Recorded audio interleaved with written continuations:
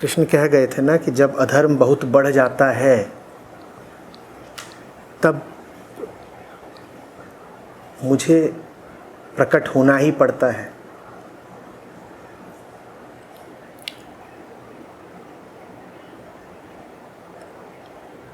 युद्ध तब आवश्यक हो जाता है।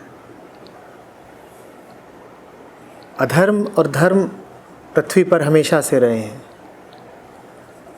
पर आज का समय बहुत बहुत विशेष है, क्योंकि आज अधर्म जितना छिपा हुआ है, इतना छिपा हुआ पहले कभी नहीं था। इसीलिए धर्म की हार जैसी आज हो रही है वैसी पहले कभी नहीं थी। और धर्म का जीतना हारना किसी विचारधारा या दर्शन या मत का जीतना हारना नहीं होता।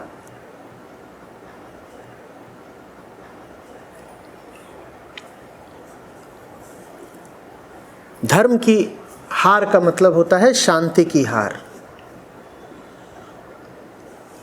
धर्म की हार का मतलब होता है न्याय की हार, प्रेम की हार, बोध की हार।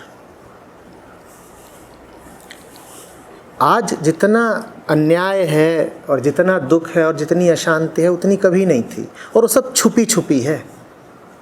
ऊपर ऊपर सब साफ सुथरा, खिला हुआ, पुछा हुआ, धोया हुआ है, और भीतर ही भीतर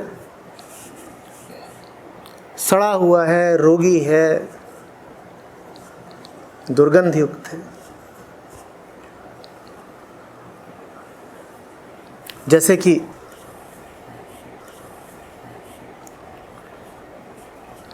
कोई कैंसर का रोगी चेहरे पर मेकअप लगा के घूमे और खुद को भी यही जताए कि मुझे तो कोई रोग ही नहीं।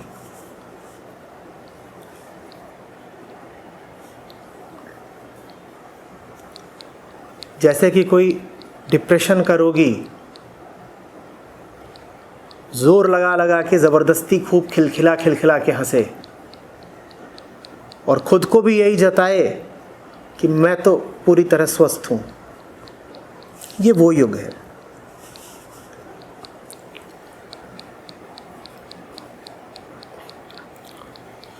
हम मानसिक तरीके से तो खत्म हो ही रहे हैं, हम नहीं देख पा रहे कि हम भौतिक शारीरिक तरीके से भी खत्म होने जा रहे हैं। दोनों बातें जाहिर है जुड़ी हुई हैं।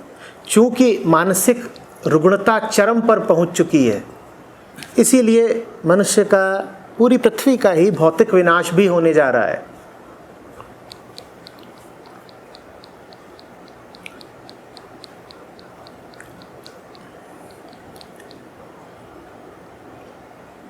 अधर्म इतने जोर पर कभी नहीं रहा है।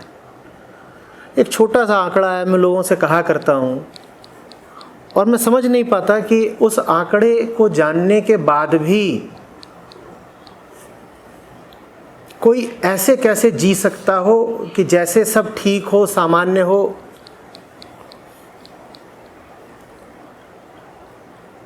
क्या है वो आंकड़ा?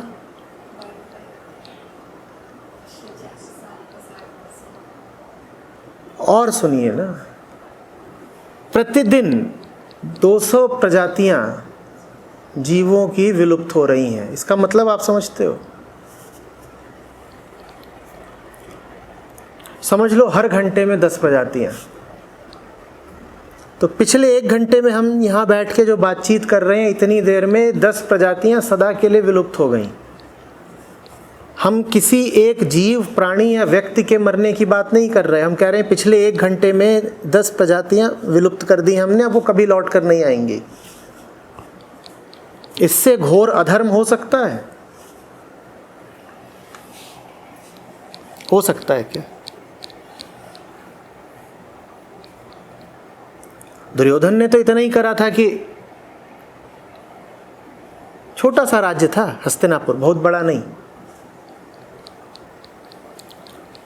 दिल्ली, पश्चिमी उत्तर प्रदेश का कुछ हिस्सा और हरियाणा का कुछ हिस्सा, कुल इतना ही बड़ा था।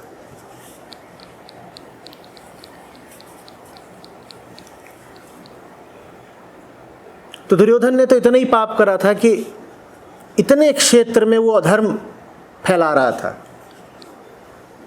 इसके आगे तो दुर्योधन की पहुंच ही नहीं थी, क्योंकि दुर्योधन का कुल राज्य ही इतना बड़ा था। पर इतना भी जब वो अधर्म कर रहा था तो कृष्ण ने कहा महाभारत जरूरी है, इसको परास्त करना जरूरी है। और आज तो जो अधर्म हो रहा है वो समूची पृथ्वी पर हो रहा है। तो आज बताओ महाभारत जरूरी है कि नहीं है?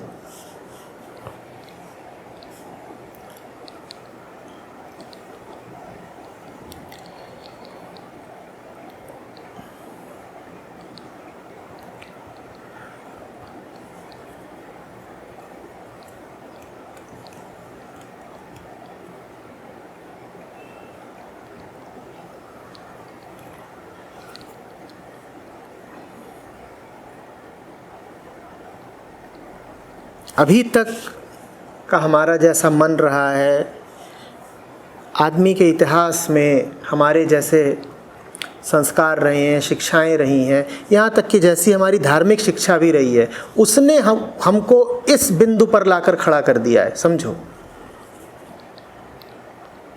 इंसान ने आज तक जो कुछ भी करा, जाना, समझा, उसका कुल मिला जुलाकर नतीजा ये हुआ है कि आज हम महाविनाश पर खड़े हुए हैं। तो कुछ चाहिए जो बिल्कुल नया हो, एकदम अपूर्व हो।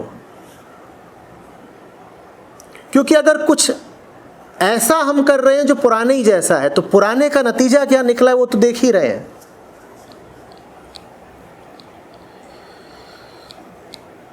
पुराने में कुछ अच्छा कुछ बुरा रहा होगा, कुछ ऊंचा कुछ नीचा रहा होगा, पर पुराना कुल मिलाकर जो कुछ भी रहा है उसका फल आज हमारे सामने है।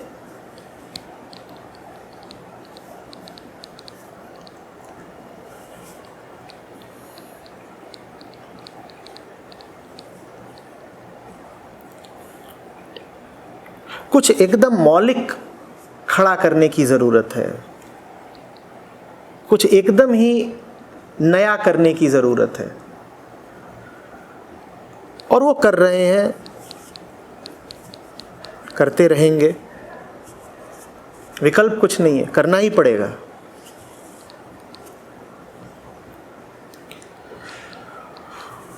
वो नहीं करूँगा तो और करूँगा क्या? एक बार जब दिख गया है कि क्या करना आवश्यक है, तो उससे मुंह कैसे फेरूं?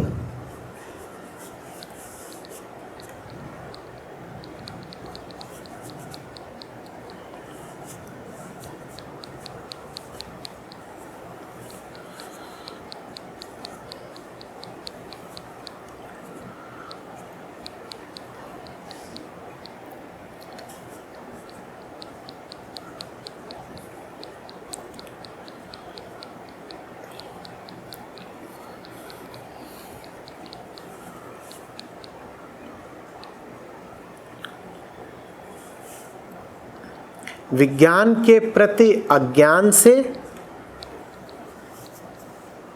और झूठे गुरुओं के प्रभाव से आम आदमी के मन में धर्म के लिए जितनी कम इज्जत आज है, उतनी कम पहले कभी नहीं रही।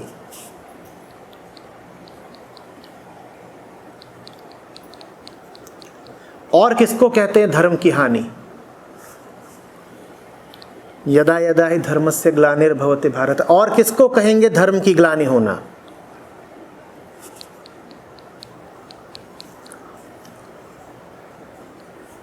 धर्म को कुछ तो इस बात ने पछाड़ दिया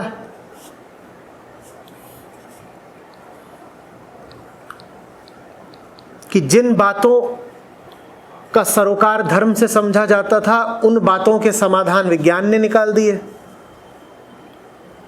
नीचे ने कह दिया गॉड इज डेड, जरूरत क्या है ईश्वर की, सारा काम तो विज्ञान करे दे रहा है। तो विज्ञान को चूंकि हम समझे ही नहीं, साइंटिफिक इलिटरेसी बहुत ज़बरदस्त है, तो हमने विज्ञान को धर्म का प्रतिद्वंदी बना दिया, कॉम्पिटिटर बना दिया।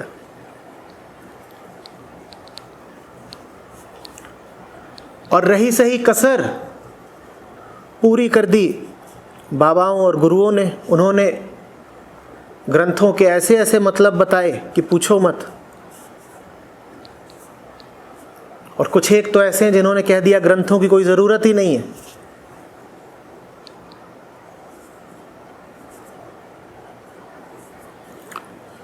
आज के समय में धर्म जितना हारा हुआ है उतना कभी हारा हुआ नहीं था।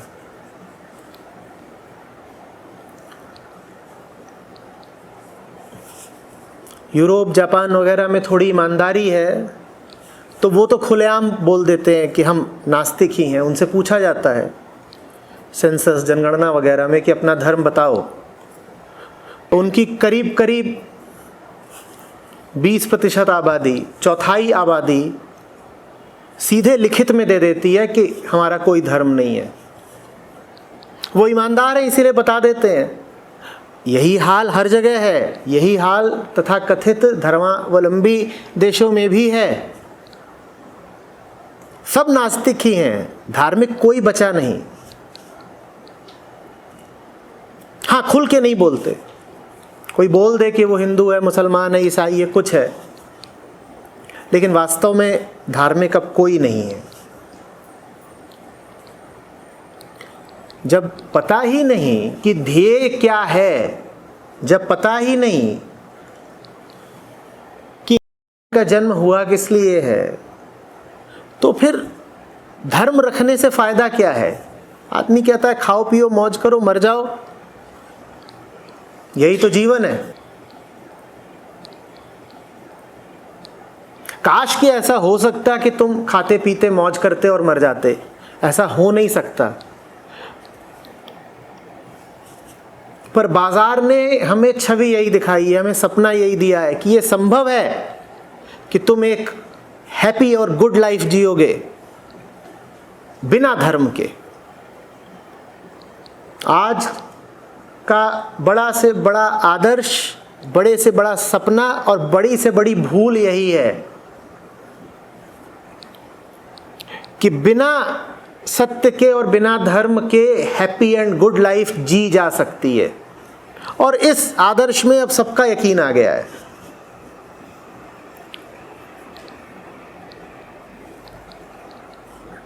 और लोगों को मैं दोष नहीं देता, क्योंकि धर्म का जो रूप हमने आम जनता को दिखाया है वो रूप है ही इतना घृणित, इतना सड़ा हुआ कि ठीक ही करता है आम इंसान जो धर्म से दूर रहता है।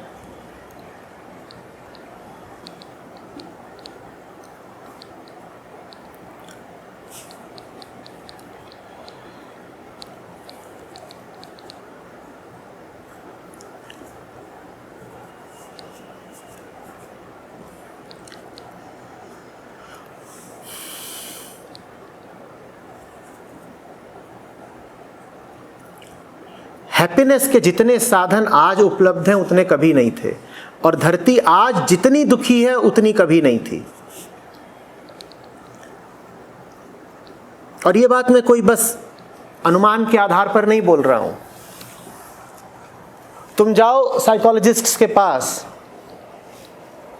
उनके पास आंकड़े हैं, वो तुमको आंकड़ों में बताएंगे कि एंजाइटी लेवल आज आम आदमी में कितना है और आज से 50 साल पहले कितना होता था। तो ये बात अनुमान या धारणा की नहीं है कि लोगों में तनाव बढ़ रहा है, कि लोगों में बेचैनी बढ़ रही है। लोगों में बेचैनी बढ़ नहीं रही है, लोगों में बेचैनी आत्मघात के स्तर तक जा चुकी है। एक आम आदमी को आज से 50 वर्ष पूर्व की अपेक्षा कहीं ज़्यादा, कई गुना ज़्यादा तनाव है, और ये बात आंकड़ों से सिद्ध हो जाएगी।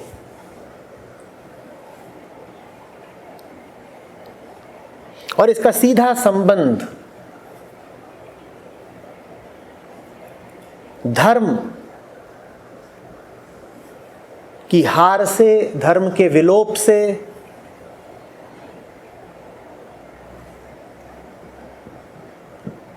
धर्म के अभाव से है। धर्म जितना हारेगा, धर्म जितना मिटेगा, आदमी उतना ज्यादा आत्मघाती होता जाएगा। वो स्वयं भी दुख में डूबता जाएगा और पूरी दुनिया में भी दुख ही फैलाएगा।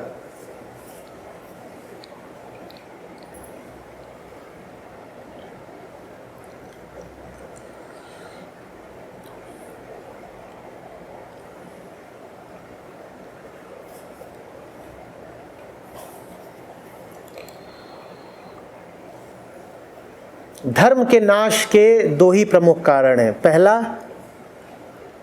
व्यर्थ वस्तुओं का बाजार, और दूसरा, झूठे धर्म गुरुओं का प्रचार।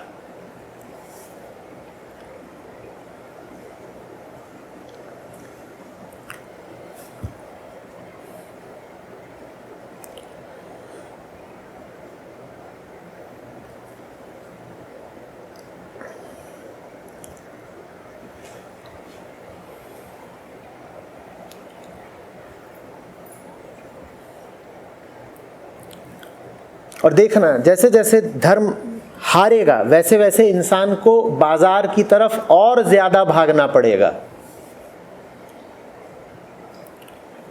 क्योंकि जीवन में धर्म की कमी खलेगी और आदमी उस कमी को भरना चाहेगा बाजार की वस्तुओं से। जैसे जैसे चीजों के बाजार बढ़ते जाएंगे वैसे वैसे धर्म घटता जाएगा। जैसे जैसे धर्म घटेगा, आदमी को चीजों की, वस्तुओं की और जरूरत पड़ेगी।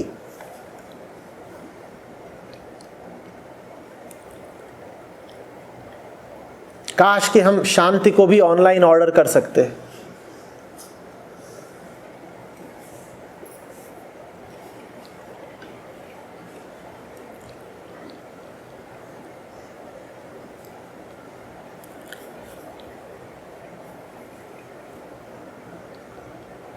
काश के लिखा होता हमारे अमेजन शॉपिंग कार्ट में, ये 2 किलोग्राम्स ऑफ पीस।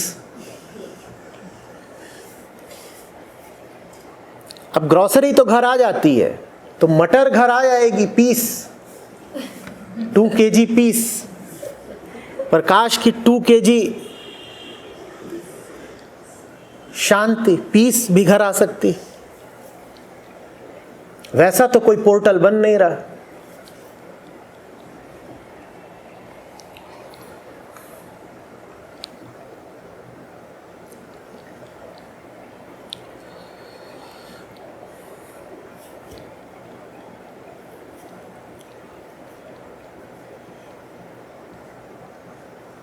आप शायद आखिरी पीढ़ी हैं जो अभी भी महाविनाश को रोक सकती है। रोक दें तो अच्छा, नहीं रोकें तो भी किसी।